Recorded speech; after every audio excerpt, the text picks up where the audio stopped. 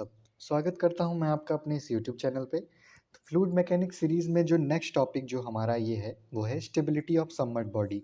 इससे पहले हमने देखा था कि बायन्सी क्या होती है, बायन्सी को कैसे निकालते हैं और बायन्सी के लिए अगर डिफरेंट फ्लूइड सिचुएशंस हो तो हम किस तरीके से उसको डील करते हैं, और ये देखा था कि सेंटर ऑफ बायन्सी क्या होती है। उसी कॉन्सेप्ट से रिलेटेड एक और कॉन्सेप्ट है जिसको हम कहते हैं स्टेबिलिटी ऑफ सबमर्ज्ड बॉडी। पहले तो आप जान लीजिए सबमर्ज्ड बॉडी का क्या मतलब है। सबमर्ज्ड बॉडी का मतलब जो पूरी बॉडी लिक्विड फ्लूइड के अंदर पूरी तरीके से डूबी हुई हो, जैसे कि ये, ठीक है। अब उसके ऊपर अगर उसकी स्टेबिलिटी की बात करें कि वो किस इक्विलिब्रियम में है, स्टेबल, अनस्टेबल और न्यूट्रल इक्विलिब्रियम में है, और उस इक्विलिब्रियम में होने के लिए उसके साथ कौन सी कंडीशंस लाइक्स करेंगी जिसके बेसिस पे वो स्टेबल, न्यूट्रल और अनस्टेबल इक्विलिब्रियम में होगी। तो चलिए वन बाय वन देख लेते हैं। तो सबसे पहले देखते हैं एक इस केस की। यहाँ पे ये जो बॉडी है जो लिक्विड के अंदर पूरी तरीके, ये जो लिक्विड है इसके अंदर पूरी तरीके से सबमर्ज्ड है।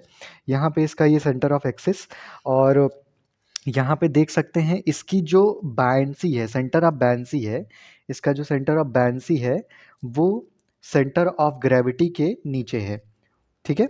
सेंटर ऑफ बायन्सी जैसे सेंटर ऑफ ग्रेविटी के नीचे है, जैसे ये सेंटर ऑफ बायन्सी है, सेंटर ऑफ ग्रेविटी है, और centre of gravity centre of buoyancy के ऊपर है, जैसे कि आप फिगर में देख सकते हैं।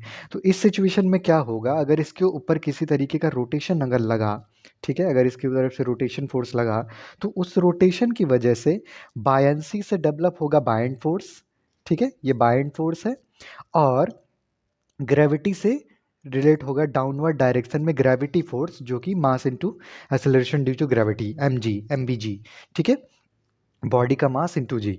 तो इस तरीके से ये दो फोर्सेस डेवलप होंगी। जैसा कि आप देख सकते हैं ये जो दो फोर्सेस हैं यहाँ पे, ये जो हमारा जी है ये ऑब्वियसली इससे ज़्यादा हो जाएगा बायन्ड फोर्स से, और ये बॉडी को पूरी तरीके से रोटेट कर देगा और बॉडी अनस्टेबल हो जाएगी, ठीक है। तो बॉडी अनस्टेबल हो जाएगी।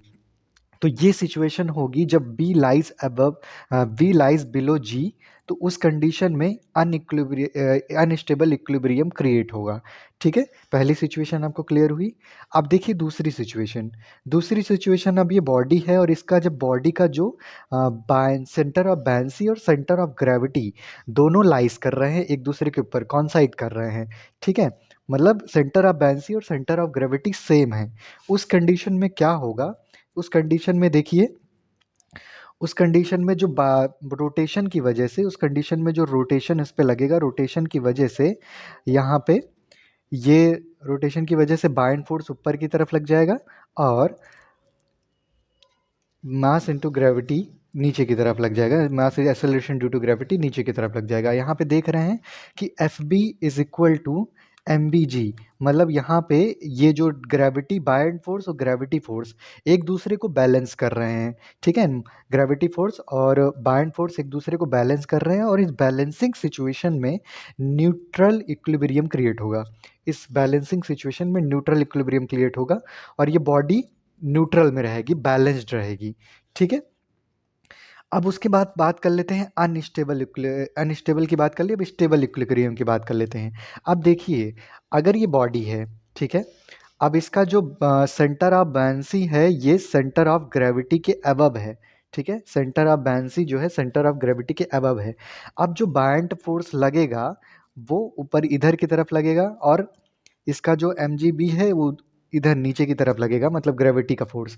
अब यहाँ पे बायन्ड फोर्स की वैल्यू ग्रेविटी फोर्स से ज़्यादा हो जाएगी, और इस बॉडी को बायन्सी जो है, ग्रेविटी जिस बॉडी को मतलब गिराने की कोशिश करेगी तो बायन्सी उसको जो है बैलेंस कर देगी। उस सिचुएशन में बॉडी जो है स्टेबल इक्विलिब्रियम में होगी। तो ये तीन बॉडी होते हैं, तीन कंडीशंस होती हैं बॉडी की जब वो पूरी तरीके से फ्लूइड के अंदर सबमर्ज्ड होती है, तो उसकी स्टेबिलिटी सिचुएशन क्या होती है, ठीक है।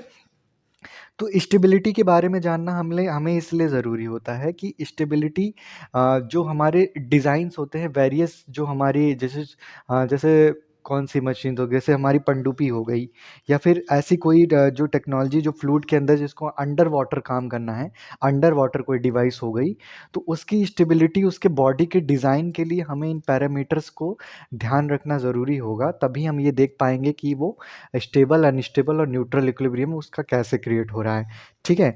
तो यहाँ पे ये टॉपिक यहीं तक है। नेक्स्ट जो टॉपिक हम डिस्कस करेंगे फ्लोटिंग बॉडीज़ के बारे में। अभी हमने देखा stability of submerged body, next video में हम ये देखेंगे कि स्टेबिलिटी ऑफ फ्लोटिंग बॉडीज़ कैसी हैं, ठीक है? तो अगर ये आपको वीडियो अच्छा लगे तो मेरे चैनल को लाइक करिए, सब्सक्राइब करिए और जुड़े रहिए मेरे साथ इस चैनल पे। Thank you so much.